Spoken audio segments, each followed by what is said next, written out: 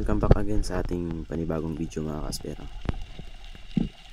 At after natin makapag-warm up, nakita agad tayo dito ng isang good size na lobster. Kaya yung gagawin natin dito is dadakmain na lang natin. Huwag na nating panain, baka bumaon pa yung shaft natin, nahihirapan pa tayo sa pagtanggal. Kaya eto, takma na lang para hindi masugatan yung lobster. Good size na rin kasi ito, good size rin pang ulam mga kaspero. At sana makuha natin para meron na tayong habe na mano. At ito nga, nakuha na natin ang lobster. At ito yung unang huli natin mga kaspero.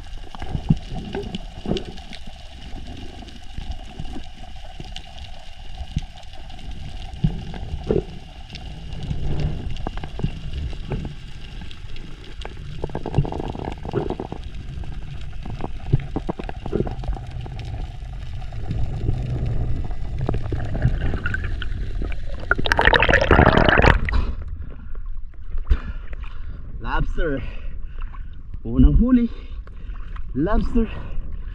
Woohoo!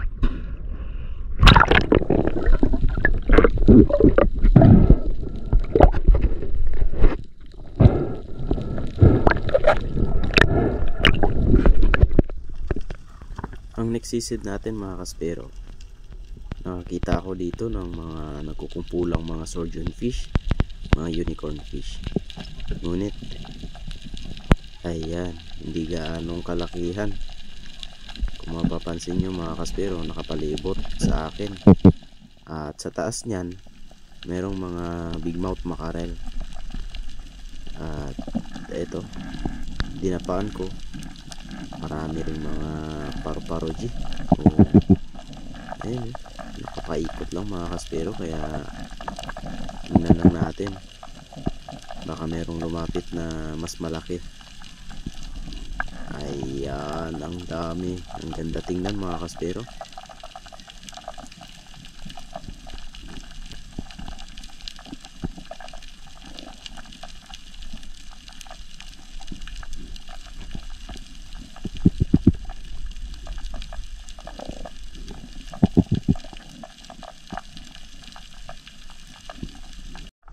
At ito yung next target na nakita tayo dito ng lapu-lapu. Isang peacock grouper.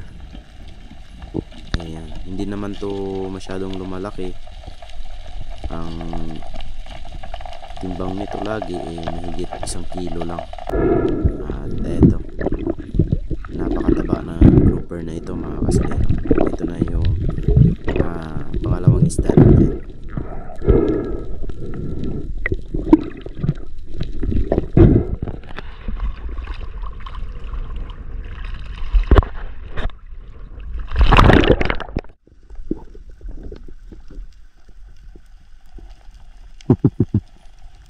At ito, nag-ambush ulit tayo. Meron tayong nakitang dalawang trevally.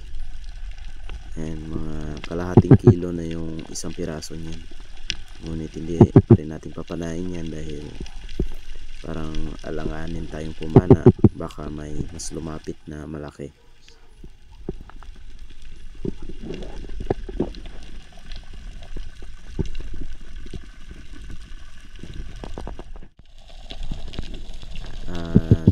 Nag-move tayo ng ibang spot kung saan lagi tayong nakakahuli ng mga unicorn fish. At eto nga, pagkababa ko, meron agad akong napansin na grupo ng unicorn, yung mga slick unicorn. Merong malalapad at merong bilog.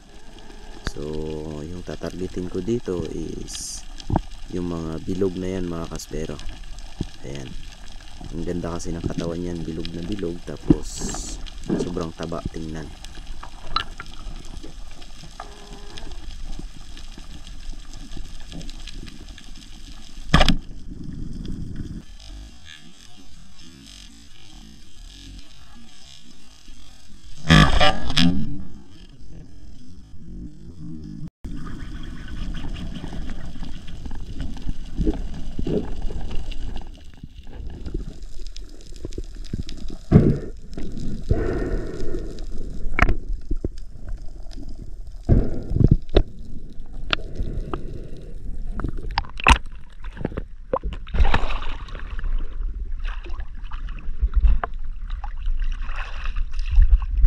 Long.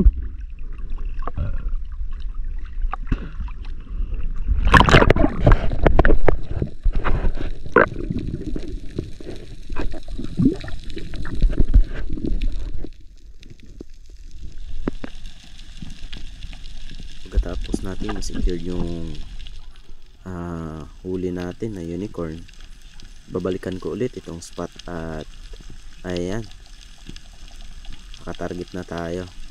So ginagawa ko, tinatimingan ko mga kaspero na tumabi yung dalawa at makahuli tayo ng 2 piraso, ngunit wala tayong pagkakataon na makahuli ng 2 dahil magkakalayo sila, kaya isa-isa lang muna.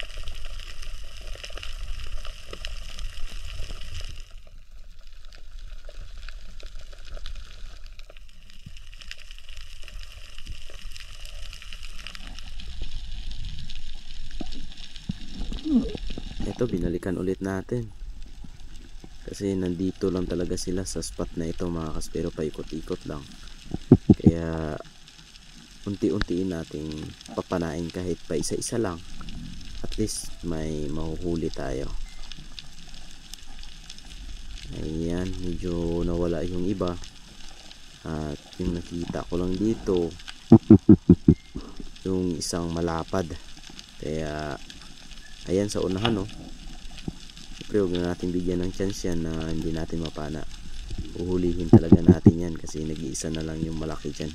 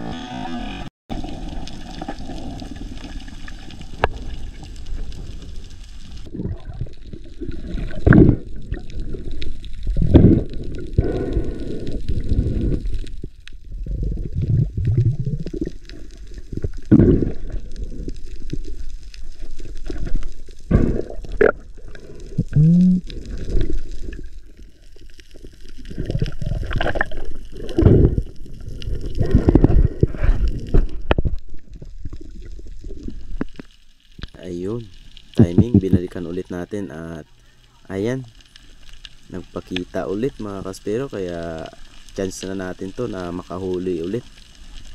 Siyempre pipiliin ko pa rin yung bilog na yan, sana makakuha tayo ng isa. Ayan, pero tingin-tingin tayo sa paligid, baka may GT na dumaan.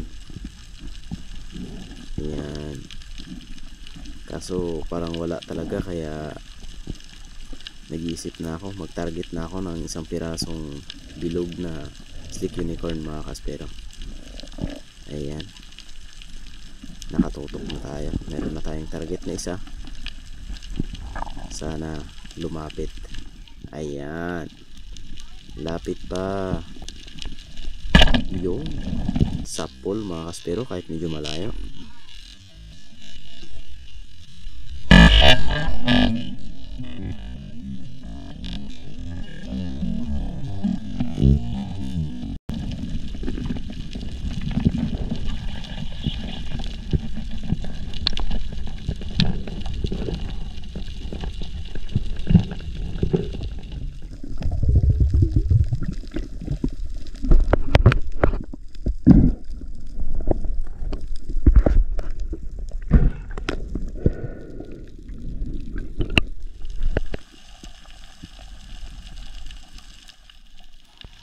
eto, target ulit tayo mga kaspero.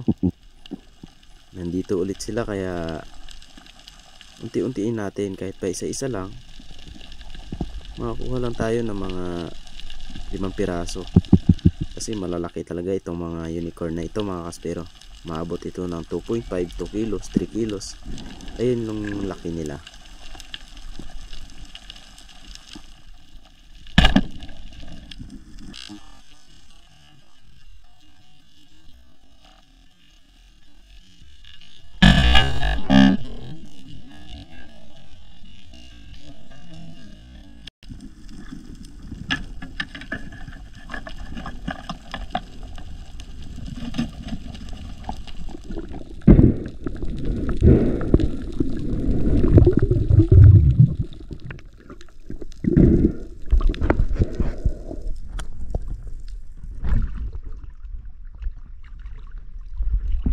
Dog.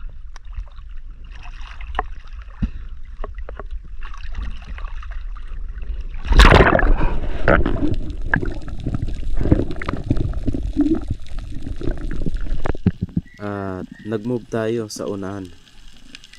Ayan. Nandito ulit sila. Kaya pana ulit tayo ng isa mga kaspero. Ayan o. Paikot-ikot lang, kaya titirahin na natin yung isa dito. Para hindi tayo masiro pag umangat.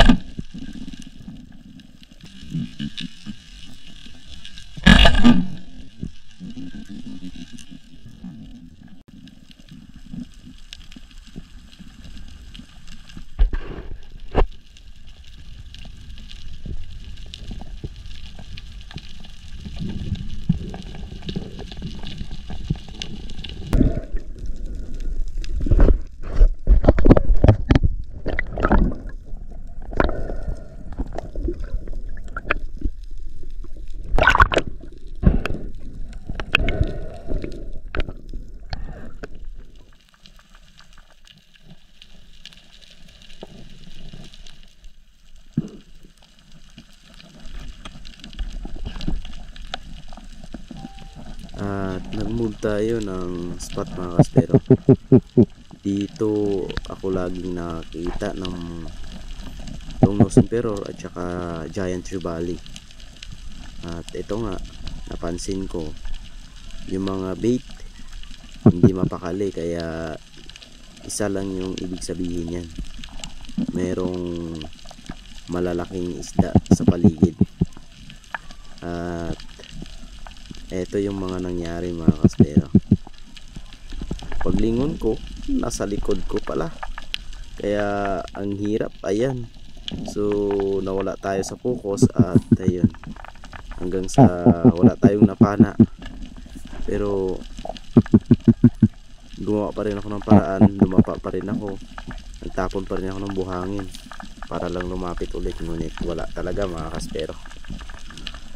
Sayang.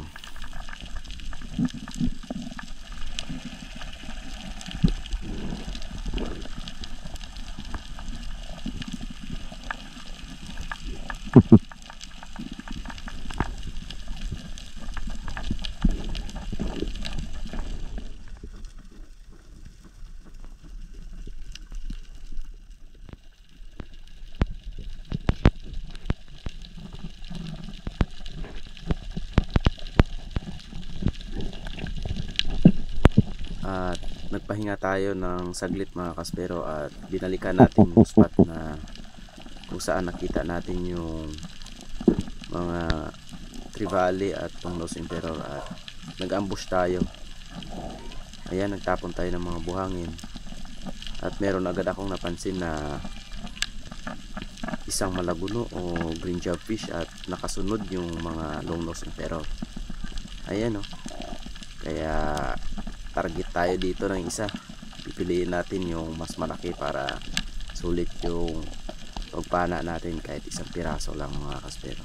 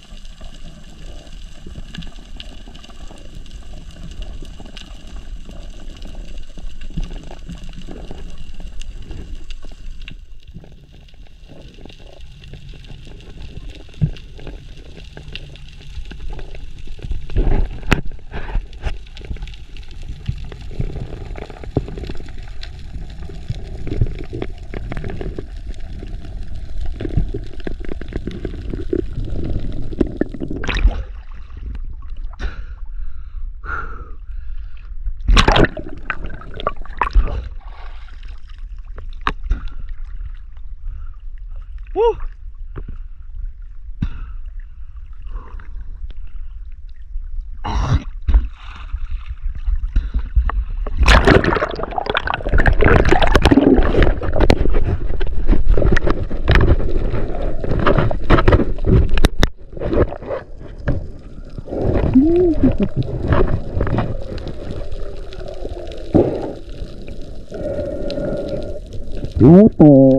Lutang na naman, long nose emperor mga kaspero. Yung GT kanina hindi natin napana. Eto yung kapalit. Isang malaking long nose emperor. Ayun, na-secure na natin ang long nose emperor. Nag-drop ako dito at may nakita akong isang jobfish. So nakapokus ako sa jobfish. Yun pala, hindi ko nakita yun mga kaspero. Isang giant trevally na dumaan sa harapan ko sa taas. Hindi ko talaga nakita. At ito, hindi ko napana yung jobfish at nakita ko papalapit sa atin itong isang red bass o red snapper. Ayan o. Kaya pinana ko na ito. Pero nanghihinayang ako doon sa giant trevally. Hindi ko talaga nakita yun mga kaspero. Nitong ini-edit ko na, nasa harapan ko pala. Kaya sayang, pero okay lang. At least nakakuha tayo ng isang malaking red bass, around 5 kilos. Pero yung GT, yung giant trevally, nasa 8 to 10 kilos yun mga kaspero. Pero okay lang, balikan na lang natin sa next spot o next season natin.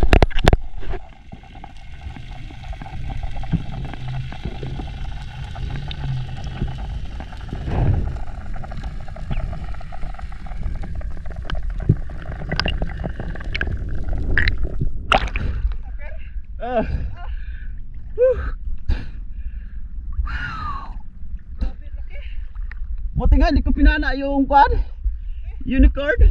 Ah? Nakaharap na eh. Bahol kaya.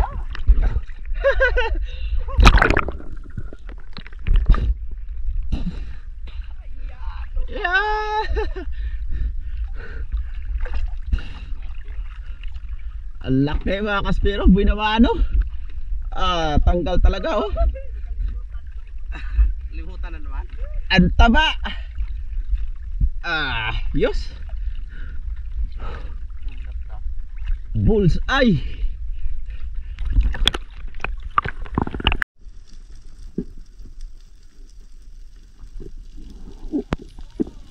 At eto, nag-drop ulit tayo. Napakaraming juvenile barracuda o yellowtail barracuda mga kaspero. Kaso lang, medyo maliliit pa, halos kalahating kilo yung isang piraso. Habang nag-aambush ako dyan, nakita ko yung isang buffalo emperor. Medyo may kalayuan lang siya sa atin. Kaya yung ginawa ko, hindi ko siya tinitingnan. Talagang nakasteady lang yung ulo ko, tapos yung pana ko lang yung ginagalaw ko, pero dahan-dahan lang. At ayun, pinana ko na kahit malayo mga kaspero. Buti tinamaan, pero hindi tumagos yung shaft natin. Pero napakaganda naman ng patama natin dahil na-spine natin. Kaya yung ginawa ko, pinuntahan ko talaga siya nung pagkapana ko. Nusok para secured na hindi na makakawala yung buffalo emperor natin, kasi may medyo kalakihan na rin ito. Mahigit 1 kilo't kalahati, 2 kilo ito mga kaspero. Ayan o, tumagos, nakalabas pa yung isang flapper. Kaya tinusok ko, ayun na, tumagos at goods, nakuha natin. Ito yung last fish of the day natin mga kaspero.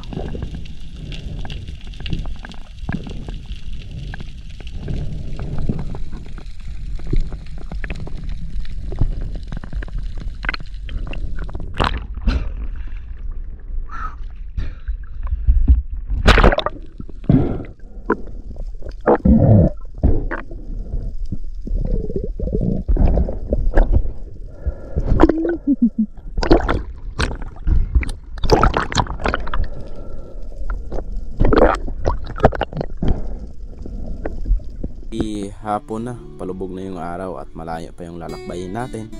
Kaya eto mga kaspero, shout out tayo habang palubog yung sunset. Ayan. Shout out kay Gregory Thompson, kay Superpilo TV, Steve Obias, Ronnie Alpas. Shout out Risolok Family, Will Fishing TV, kay District 1 Spear Fishing, kay Chris Jean 87.8, kay Ferdinand Gaba, and kay Sir Bobby Gaba, and of course kay Achmad Sumangka from Sarangani Province, kay Jeffrey Bandejas, kay Rapi Bantilan, kay Nixon Echon ang Hambil, shout out. Ilayo Hilito Family from Boracay, kay Mandaragat TNTV, kay Angel Estoria, kay Danilo Odalim, Renz Castro, Wisaday Bombers, ayan, shout out. Kay Tikno 2182, Camilo Aurelio 5082, Aquatic Sparrow, and then kay Deep City, kay Phil Korean Mami, kay idol natin DJ Spear Fishing, Bia Lopez from Hong Kong, kay Nanjisa Ramal, shout out. Kay Karayan Tubi, kay Serapio Banugyo Jr., kay John Paul Martin from Perel Romblon, Winston Salazar, shout out. Robert Bitanya from Liganis Iloilo, kay Nel Sanchez, kay Harold Buktulan, kay Ka-Fishing, kay Tankbeld, kay Douglas Pagaran, kay Lix TV Official from Quezon City, kay King TV, kay Edwin Renyada from Canada, ayan. Michael Carlo Bagona and Sorcy Spiro, ayan, shout out. Richard Helem, Rodel Spear Fishing from Sarangani, kay Cap Morgan 9600 from Torrejos Marindoque, shout out. Kay Loria Vidal, ayan, from Mountain Province, kay J. Mark Yari 3181 from Isabela Leyte, shout out. Kay Lynn Pacheco, kay Cecil Vlog, ayan, shout out. Kay Michael Oria from Samarlite, Johnny 2079, Saudi Boy, kay John Keoko, kay Matt Rondi Canido, Jody Katakwes, kay Jerilu Nguho.